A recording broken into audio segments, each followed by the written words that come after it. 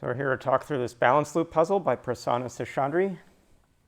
It's got a set of even numbered clues along some diagonal stretches as easy places to start. These large sixes in white have to have 2, 3 long arms, which will have to be like this. This one has to come down, can't extend further, come to the left because you can't get 3 more cells in the other direction. So that's some quick progress. The black cell that's starting to be pinned in this corner is actually going to be such that one end, but not both of them, will extend, and the other is going to come into this white. So we're going to have a 2 long and a 1 long with a turn.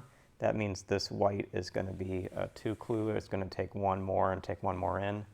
So the main thing for us is to think about the 6. And a 6 can be a 1 and 5 or 2 and 4 when it's in black. The one thing to note is it can't be all the way over to this side. So we've got to think about where can we get something that's 4 cells long, and or as many as 5 cells long, and that's going to be in one or both of these directions. What we're going to see is if we actually go, let me see if I can make this make sense to you all. If it uses both of these directions down and to the right with at least a cell, that's going to make the 4 come down like this. It's going to make this 4 this way. It's going to make the 6 eventually do that. And so there's a way that the 6 needs to have 1 clue that's coming up and right and 1 clue that's going down and right. And the same way on this diagonal, this needs to have 1 clue that's coming up and up or left, and another that's going down and right. And where we said we can't go all the way across to make 3 cells, this is going to be a 1 and this is going to be a 5. And so I think a tricky deduction in this puzzle was to see the crowding in this diagonal, and we've got to put 5 straight cells in. And so going to the right's no good, so we've got 5 cells coming straight down like this. Again, the same concept that each of these things in a diagonal has 1 cell that goes out the other way. This 4 has to have a stretch of 2 coming up, and only 1 of its cells can come down to the right, again leaving enough space for the remaining interaction. The 6 now can't come straight to the left because of this line segment, so it comes up. That actually makes this come down, come over here. The 4 is going to be 1 and 3 in all cases, and so this is the look of 1 and 3, and it gets set for quick turning.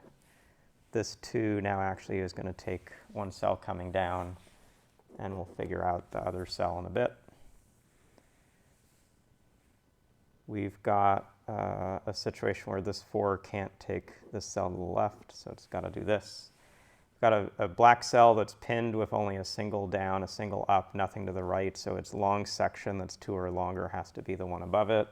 This white cell now doesn't have any options for it, has to come like so. We're at a place where we've got some structure in the grid. I actually see there's going to be a situation where the ends up here get stranded. It looks like if this comes up and this comes down and this comes down, that comes over, that looks good. But if this comes down, we effectively have left, right, left, and that's going to break. So just keeping the loop intact as a loop is going to need this arrangement of clues. The 4 can't come 2 more to the right, and it can't go to the left, so the 2 above and 2 below look like so. The 6 now is going to need to come left and right. The left can only go 1, so the right is as many as 5. Finishes out like this.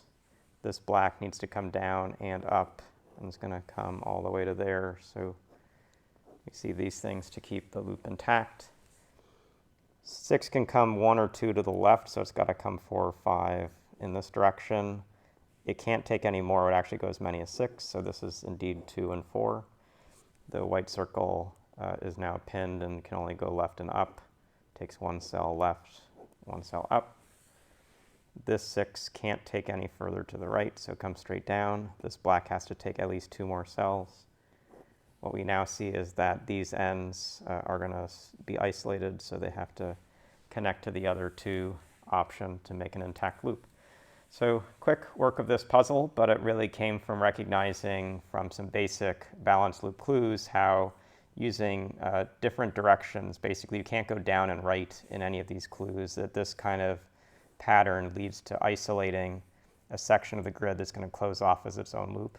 And so you always have to have one of these extensions come up and to the right. The same kind of logic could actually have said that you couldn't make this 4 come up and left immediately because you'd end up forcing this, which is an invalid pattern. So just working off the consequences of the main diagonal seeded a lot of the logic, and then just playing around the rest of the loop got the rest of the results placed. So hope you learned a little bit about this style again from another example, and we'll see you again soon.